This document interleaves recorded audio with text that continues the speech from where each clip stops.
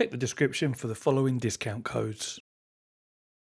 So I'm back here again with Jonathan, and we are in a different room here, still at Veloce headquarters, and we're looking at this hugely impressive TL3 simulation pod, similar to the one you guys see me look at a prototype of a few weeks ago at Massive Display UK. But this is a fully fledged fit. In fact, this is a third iteration of the product, isn't it? Yeah, TL3. This is the 2022 TL3 simulator. So it's already been around a while, well established. And if you want to know a bit more about what Jonathan and his team do and what Veloce do, check the previous video if you haven't already seen it, where Jonathan walks you through that. But today, to save you some time, if you've already seen it, we're going to get straight into the interesting part of the video, which is talking about this. Yeah. Tell us about this, Jonathan. Well, I think I talked about the company we started in 2008, but we basically, this is quite a long story, I'll cut it as short as I can. We started development in 2008, we did 5 years of research and development. We worked very hard on developing the world's ultimate racing car simulator. And that was actually called the TL8. Okay, right. Not the TL3. No. So we developed a multi-axis, 8-axis simulator. We worked with a Formula One team and a world-leading university on motion systems for over a year extensively. And we developed this, it was an incredible product, but incredibly complex. Right. So we had that running as a prototype, but it was just taking too long. So we learned a lot from that. We learned a lot on axis of motion, what works, what doesn't work. This is 2010. We're going back a while, right? Yeah, 10 years ago. And from that, we realized that, it just wasn't viable to bring that to market at that time. It was going to take too long, cost too much money. Yep. So long story short, we effectively developed the TL3. Initially the TL1 without motion. We got the pod developed and designed. It took a long time. Went through 50 different designs to get to this, would you believe? This is beautiful, by the way. My opinion on this is it looks something special, and I will do a walk around in a little while. Thank you.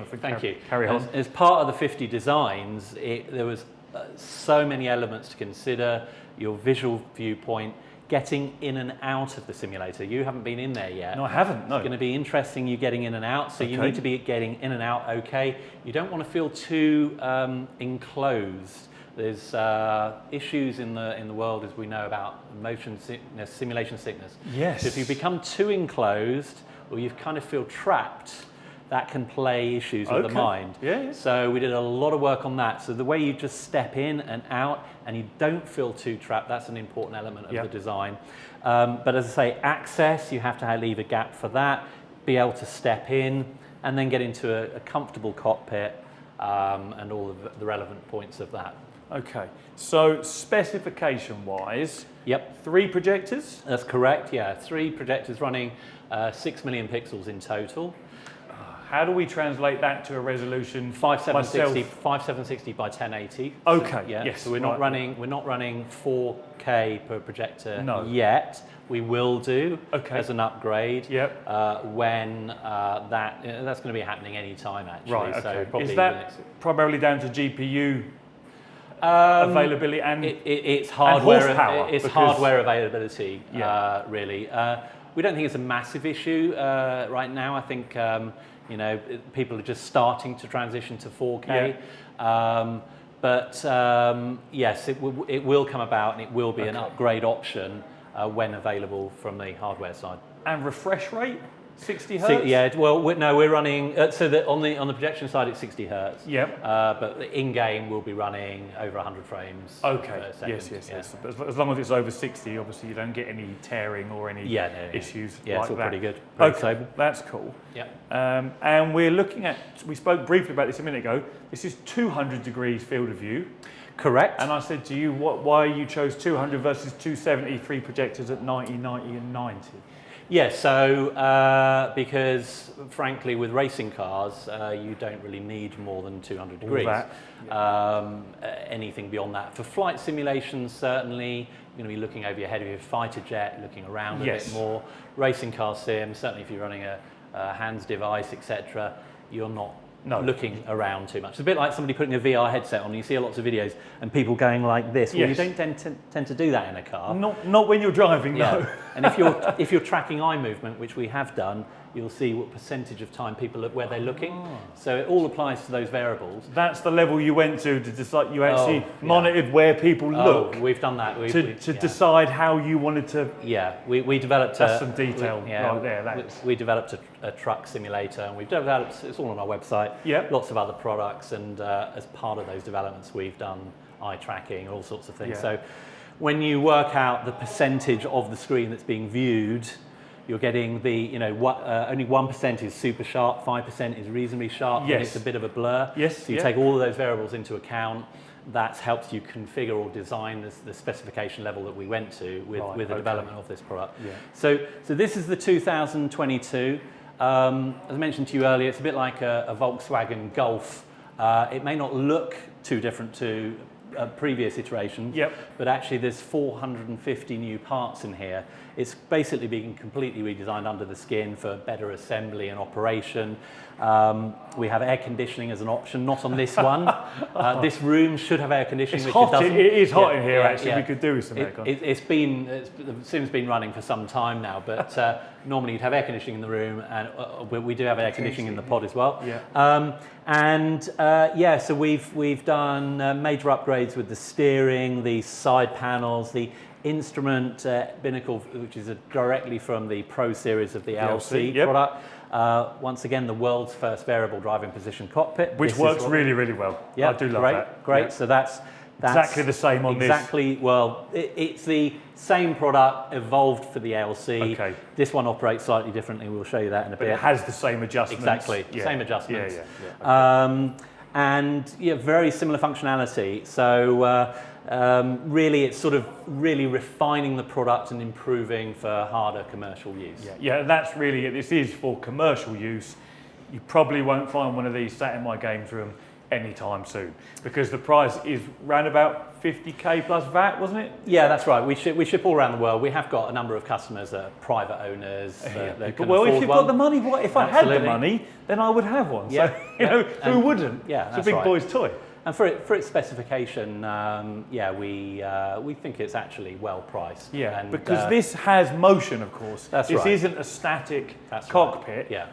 Do you want to talk us through the motion, what we have, what it can do? Yeah, so motion's fully integrated in, and hopefully what you'll experience is in line with the visuals. We balance the motion quite well. Okay. So it's actually a D-box system. Yeah. Well, industry standard, really, D-box. Yeah, we've been running those for a number of years now. It's a very solid, reliable system, but we integrate it in a specific way that's actually a relatively small footprint. So that maximises pitch, roll, and heave within its footprint, and that ties in well with the visual element. Yeah. So is it the 4 actuator setup? There's no traction loss and no surge. So or is you're smiling at me? Well, I'm smiling because So going back to the TL8 10 years ago, we did all of that. Okay. Yeah. Right? So this is kind of not going Bit into of massive backstory, detail, but we have developed technologies that will integrate into this unit, and they will be added as modular upgrades. Okay. Yes. There are certain things that are in the market we completely don't agree with. Right. And a lot of those are your operations. Yes. Okay? Yeah. And that goes right back to driving a £1.2 million simulator at a university. We evaluated we assessed, we thought about the detail. I can't really, there's very few options in the market that does something that's about right. We see it as fundamentally flawed in what it does. Yeah. So to answer your question, there will be modular upgrades of those types of systems added for customers that will be bolt-on options. Okay, just not right here today. That's right. No. It's interesting because I have some quite strong opinions about different types of motion as well, actually. Certain things I don't think work well at all, and Yeah, they're very you unrealistic. may not like this. And we can talk about that afterwards, because it's interesting to talk to someone in the industry and hear your. I mean, you might find it interesting as well, but it'd be a long conversation, video being an hour long. Yeah. So I won't. Yeah. But anyway, so we've covered who it's targeted at. We've covered its adjustability similarly to the LC series. We spoke about the motion. We've got G-harness, G-harness in here as well. Oh, okay, yeah. So as you brake, the 4-point harness tightens. I look forward to that because I've never tried one. Okay, good. So that's actually a mechanical system that we fully integrated. We think it works really well. Okay. And because you have the variable driving position cockpit, it's quite a complex thing to achieve. Yes. Oh, well, I can imagine. If you move the seat and it naturally tightens the belts more, then the belts tighten further, you could be squashed. So we think we've got that. This is This is the first fully operational 2022, but we think we've resolved that, and hopefully you'll like that. I'm sure I will. This unit also has this is just the top of the range. This has an integrated sequential shift gearbox as well on the right hand side there. So don't try and leave yourself over those that. headphones are hanging on at the moment that I can see. Exactly that. So audio. That's a good point. Yeah. Is it a headphone scenario, or have you got speakers? You can do whatever you want, but as standard, we provide it with headphones. Right. What we like about headphones, and this comes back to our simulation room actually, is the ability through FireWire to connect to other simulators. Okay. So you can speak to one another when you're racing on track. Yep. And also, what we like about headphones is that it's like you're wearing a helmet. So if people want to feel like they've got a lid on, they can. It's an additional element of immersion. Immersion, yes, that's right. And that's what it's all about. Yeah, it is. Yeah, and of course fun. Yeah. So overall, it's got to be fun. Yeah. So referring back to this as a product compared to our new LC series, what you will see very shortly from us is a range of products starting at the LC at under £1,000, just under £1,000, going up to this, our sort of flagship model, and then you're going to have products at price increments between the two. So for example, with the TL3, or the TL series as we call it, we're going to launch a variant called the TL Lite, which is a stripped down version. Okay. A lot of the parts, there's 1,100 parts in here. A lot of the parts are removed, so it's a lighter version at and that will retail. We're aiming to be below £30,000 on that. Okay.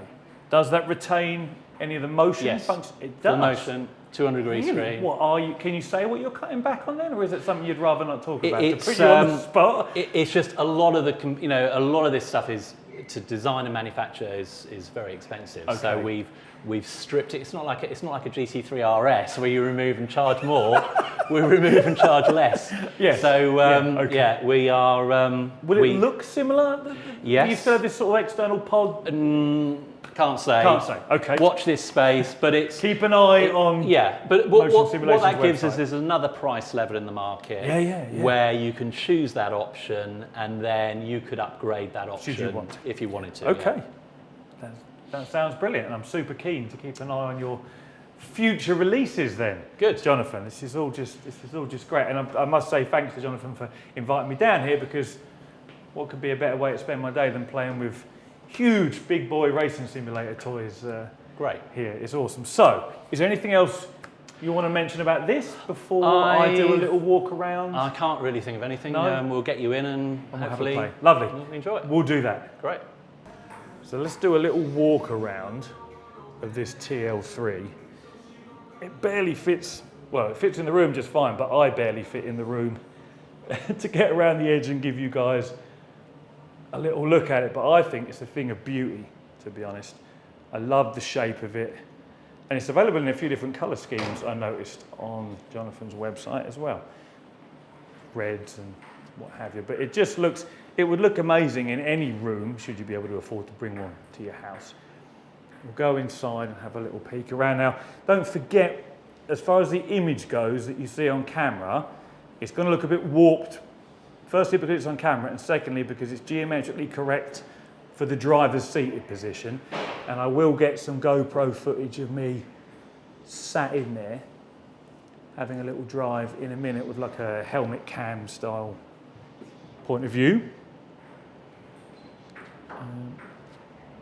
But everything here just looks, it looks beautiful. I want one sat in my games room. A bit like a maybe I'll give it to myself as a 60th birthday present if I earn enough money in another 20 years' time. But Jonathan's just going to come in now and briefly show us how you adjust the seating position on this one. It is very similar, I believe, to the other one. But so with here we have a push foot pedal, and then you can just rotate from there. Oh, okay, yes, so you press the pedal and then you can push the seat. And then actually with the screen here, with a Formula car, this panel removes. Okay. It's magnetically stuck on. So if you have somebody that's taller, you remove that panel and then you've got full Formula position. Okay. So it's just as simple as that. And that comes back. Oh, and literally it slides up like that. There you go. Yeah, that's really very simple. And the wheelbase moves up and down using the thumb buttons. Yeah, exactly. Just the same as the LC series. Exactly the same as the LC. So you push these. Yeah, and down, you can go down. Pushes up. But this one has what we call air wave in it. So you're going to get air blowing at your face. Creates a sort of fresh air atmosphere, which is important when you're driving, like you would be in a real car. Yep. You want a bit of air movement. And then, as I say, there is an option for air conditioning with literally air vents in the pod, blowing cool air at your face, but that's not here. That would be pretty special. I guess the pedals slide, do they? I mean, obviously exactly the same as LC. Be a bit dark to see, but again, just pick them up and move them backwards and forwards, depending on your height and seat. Yep, position. that's cool. Okay, well, I'll get myself in there now, and we'll have a little play around. Great. Right, I'm strapped in the seat here. So I will try and talk to the camera, but I can barely get my head around because of these harnesses. So I'm about to have my first go in this, and it is genuinely my first try. We've got the GoPro strapped to my head for a little bit of head cam footage. So let's just give it a go and see how it all feels. Now, one thing I must say, I was just talking to Jonathan about this. Whilst we are in a pod here and we've got curved displays, the image isn't geometrically corrected for the curve of the displays. So what we're using here is your normal triple monitor outputs, but on a curved display. So the dashboard, the mirrors and what have you do look a little warped versus what they would if you were using triples, or say compared to the pod that I went in at Immersive Display UK. Just something for people to be aware of. I mean, it's not, when you're mostly looking forward anyway, it's not the end of the world, but for those of us that are used to seeing sort of geometrically corrected images, all those seatbelts work well, didn't they? Yeah, they do work nice. It's the first time I've had G-belts on for everyone watching. So for people used to seeing geometrically corrected images like on a triple setup, that isn't what you've got here. This would be similar to getting one of those big G9 ultra-wide curved monitors in the way that they ever so slightly curve the image for you is the best way to describe this. I must say, Jonathan, this force feedback on this one doesn't feel quite as heavy as on the other rig I had to go on. This one isn't breaking my... You made it lighter, did you? It might, I don't know, it might be a bit lighter. Oh, it might be lighter. Yeah, this one isn't breaking my wrist. Jonathan particularly likes heavy force feedback, whereas I'm actually the opposite and I prefer a lighter steering. But the experience, again, of being, inside a pod here really is a nice step up from your typical static single screen or triple monitor setup, where you're not sort of enclosed. And these G-belts, I must say, that's a nice experience as well. Something I might have to try and add to my own rig, because I know Sim Racing Studio are working on some for the domestic market. But they work very progressively, so the harder I'm braking, if I just stamp on the brakes here, they pull, obviously the seatbelts pull harder, and the gentler you brake, the gentler you feel them pull as well. The motion feels nice, it doesn't feel over-tuned, which I've seen a lot in other systems where they're throwing you around sort of unnecessarily. This feels like it's set up really well, and that's perhaps Jonathan's experience shining through here when it comes to motion platforms.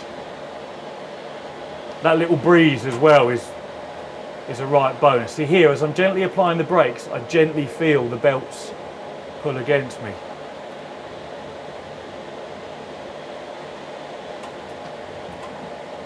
overall, it's a really nice, oh, I don't know where the hell I'm going there. It's a really nice experience, even if my driving isn't necessarily the best.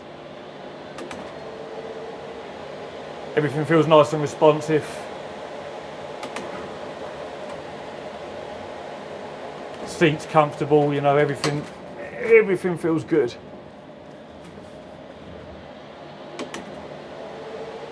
And as you all know, I'm more of a rally guy, so please don't judge me on my driving. And you all know I can't talk and drive at the same time as well. So this is more about me testing out the hardware than people commenting on my inability to drive. But no, the motion feels particularly good. The motion feels, I'm going to say, probably one of the most natural forms of motion I've felt. And I've been on a few different ones recently. I think after we've done this driving position, Jonathan wants me to try it in one of the other positions as well. So we'll be moving things around. Oh, some off-track action. This is always good actually for testing out the motion. And even then, bouncing around off-track, it wasn't overblown. I think it feels tuned quite nicely.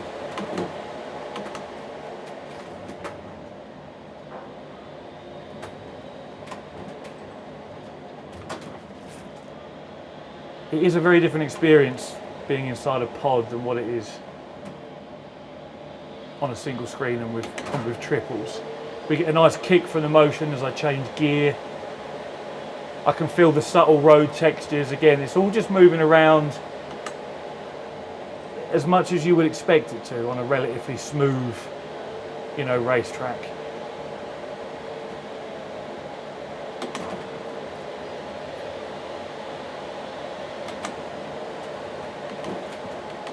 Yeah, and again, as I brake, the belts pull in nice and tight. I think with a lot of motion and physical cues we can add to our sim rigs, it takes a little while for our brains to adjust and to tune into them. So like this G-belt, because I'm not used to it, it's taken a little while for my brain, whilst it feels, you know, exactly like what it's doing, whereby the harder you brake, the more it pulls you based on your speed. It still takes my brain a little while to adjust to that feeling. You know, in real life we'd have forward inertia as we're driving, and the belts, they are pulling us sort of back into our seat as the car slows down. But in a sim, you can't actually have forward inertia, so you're just getting the feeling of the belts without the inertia. But it works really well. It's nice.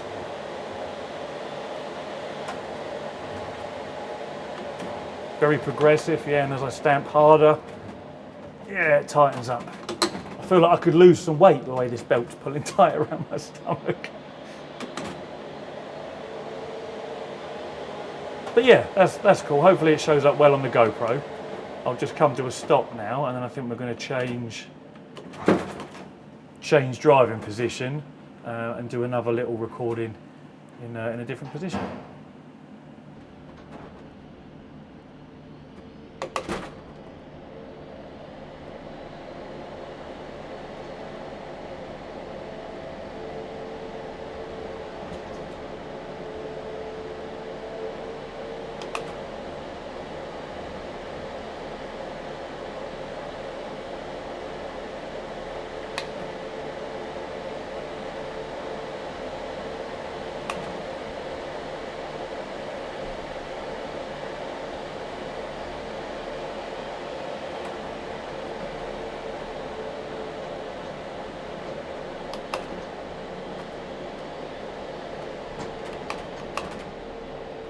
Wow, that handles well.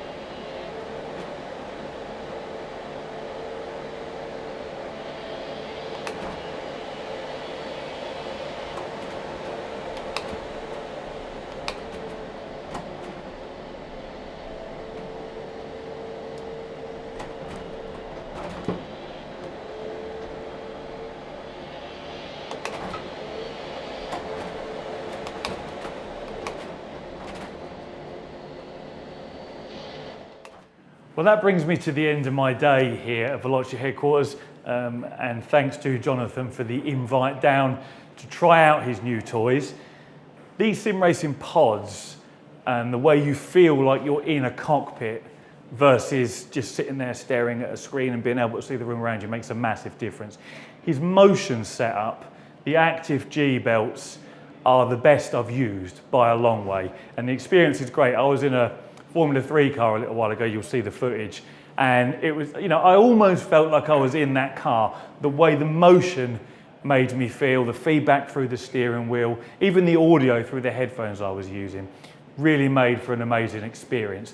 And you know, I've said this to Jonathan, everything's just spot on. The only thing I would change if it were me is to geometrically correct the curved image like you would normally have on large screen triple setups, or like I experienced at Immersive Display UK, where they've developed their own software to do that. Jonathan's setup here is using the standard triple outputs from the sims we've been trying, and of course they are not designed for curved displays. They don't have any values. You can't put in the arc the curve of the display. So you do get the warping that you see on camera is very close to what I see in real life as well. The camera's always add a little bit extra, but that's the only thing I would change about this setup if I could. But otherwise, this thing is a beautiful item. I absolutely love the aesthetics of it. The pod itself, the seat design, the binnacle, it's all beautiful. And the way everything works together seamlessly as one is also a great experience. So once again, a big thanks to Jonathan for having us down here, and I hope I haven't been too critical of the things that I don't like, which I can be known for, so apologies. And thank you guys for watching. As always, take it easy.